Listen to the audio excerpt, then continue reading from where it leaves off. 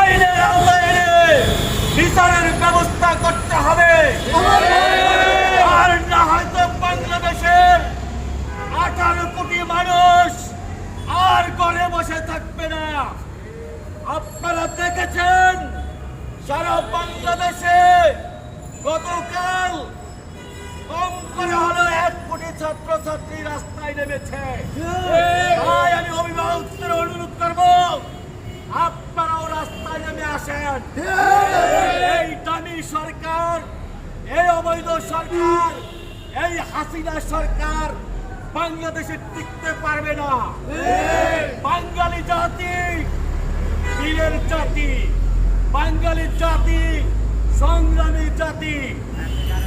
বাংলাদেশের মানুষকে কোন স্বৈরাচার দাবিয়ে রাখতে পারে নাই, শেখ হাসিনাও দাবিয়ে রাখতে পারে।